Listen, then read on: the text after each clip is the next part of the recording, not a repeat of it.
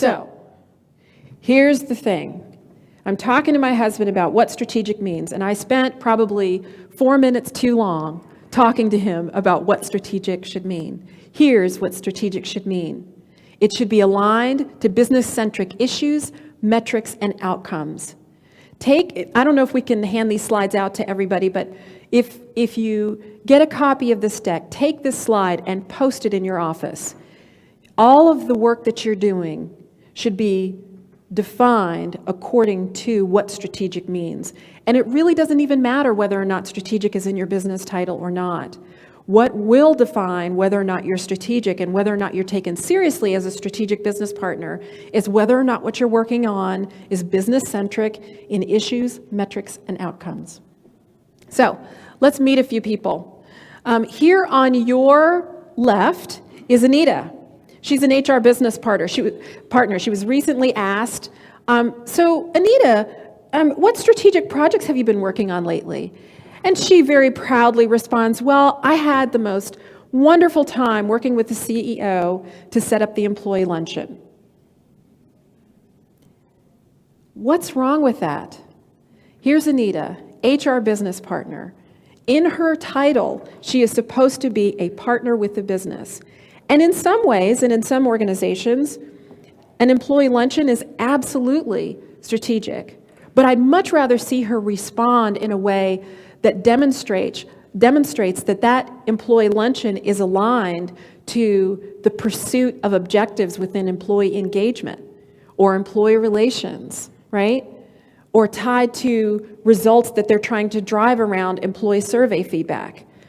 One of the things that I am a firm believer of, and I've experienced this in my own career, is that there's a very small window to be heard in the business, especially from the perspective of HR. It's important to take the time to think about how you're responding to the organization, whether that's formally or informally, so that what you're saying matters and what you're saying is perceived as strategic. To your right, we're going to meet Juan. Juan is a talent acquisition manager, and he's very frustrated. He's been working night and day trying to fill positions using behavioral interviewing, and his managers keep asking him about using social media to post positions and to be more engaged in the social space. And he refuses to do it because it's not in the policy. He's frustrated, so he gets stuck in posting positions. And he's in his comfort zone, so he says nothing. What's the strategic conundrum with this? He's gotten comfortable. He's not interested in responding to the business. He's got his own agenda. I was talking with a colleague about 2 years ago. I was new to the organization, working 7 days a week, 12, 14, 17-hour days some days. And I was sharing with him confidentially some of the concerns that I had. And he listened to me and he nodded his head. And he said, Karen, is your agenda the business's agenda or is it your agenda? And it was very impactful to me. It really stood out to me because what I was working on, I was doing a lot of work and had great intentions. But my agenda was my own. It was my own based on my perspective, from my lens. When you change your agenda to reflect that of the business, you will find that you not only have a strategic title, you become strategic in what you do every single day. And then down here, in the center of the page, I want to introduce you to Carter. Carter is a recently designated CCP compensation director. He loves what he does, and he's come into this new tool, this new analytical tool, and it helps him with compensation planning. He is so excited about this, but his president will not give him the time of day, because every time he goes to his president to talk to him about this, his president says, I'm really interested in talking to you, but not now. Well, what Carter missed, and keeps missing, is that the president is focusing with his business leaders in the division that has the most revenue potential for the year and a 45% turnover rate. So how is it that Carter is adding value? That's the question.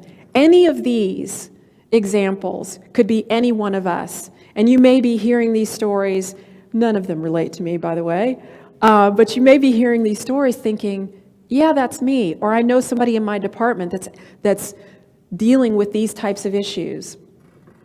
I want to tell you a little quick story about my time at TRX. One of the things that I first came into almost 3 years ago now when I joined TRX was we were doing an HR scorecard. How many of you do an HR scorecard within your organization? It takes a lot of time and effort. And it looked wonderful. It had lots of analytics, time to fill, time to hire, all of these things.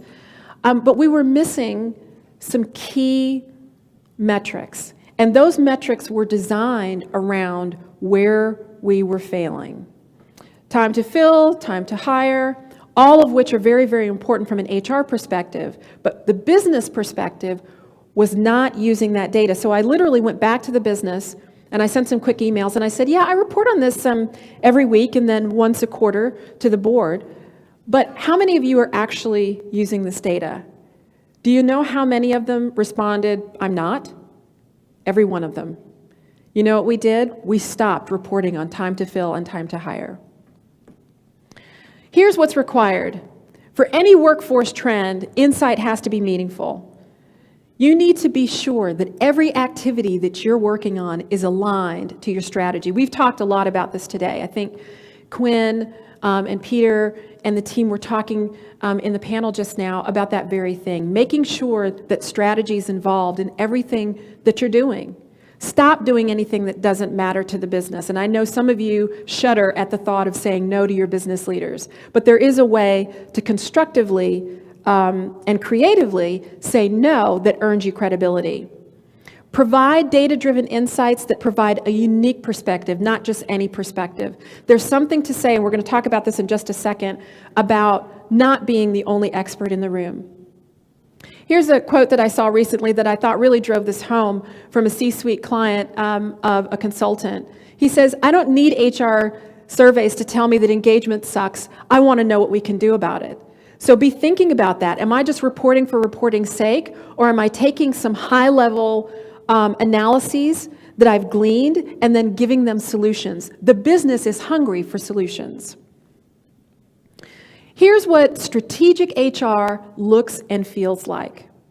Recommendations, analysis, and insights are based on business-centric data, not just HR data. Initiatives are quantifiably tied to outcomes that matter to the balance sheet. How many of you are looking at the balance sheet? You know, it's very easy in the HR profession to get siloed, right? We get accused of that a lot. We think about what we're doing based on the HR world, but we really need to be looking at what we're doing and to tie it in quantifiable ways to things like finance, IT, operations, software development, and so on. Strategic HR is versed not only in the HR function, but in our industry, in our organization, in the competitive landscape issues, in our leadership. How many of you really, really know about your industries? It's not enough to be able to quote whatever's on the front of your website. It's important to be able to gain depth. And when you do that in ways that matter, I think you'll really begin to see that there's a turn in how you're engaged. You're not just asked to report on basic metrics. You're asked for insights in environments like this, but also when you go back home to your individual organizations. Strategic HR is accountable at the same standard. One of the things that frustrates me as I talk to HR leaders and practitioners is that they become frustrated when they're really challenged to provide the same metrics, the same level of standards as the other functions. Listen, that's the opportunity that we have to engage with the business at the same level, at that C-suite level. And then strategic HR interacts with stakeholders courageously. So recently I had a conversation with one of our IT leaders who was very, very frustrated, and my team could not get his attention. No matter what we did in the way of reaching out to him, we'd invite him to lunch and all of those things. And so finally I cornered him. And I invited him into a conference room, and I said, I'd really like to understand how things are going for you in the area of talent acquisition, talent management for your team. And what he told me was very, very interesting. He said, I'm frustrated because I feel like the person that I'm working with is stuck in process. What do you mean by that?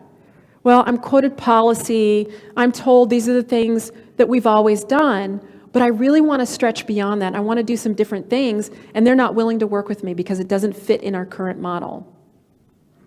I thanked him for his feedback, and I went back to my team, and we did kind of a war room session where literally we got in a room, rolled up our sleeves, and we mapped out every leader that we were accountable for in this particular division. And we talked about what that leader looked like. How does that person normally act? What are their biggest challenges? And how can we respond to them, not in an HR way, but in a way that matters to them, in a way that would resonate with them? A few months later, this manager came back and gave me some astounding feedback. And he says, I want your team in our next team meeting. That's the kind of difference that we can make if we're asking the right questions in the right way and interacting with our stakeholders courageously.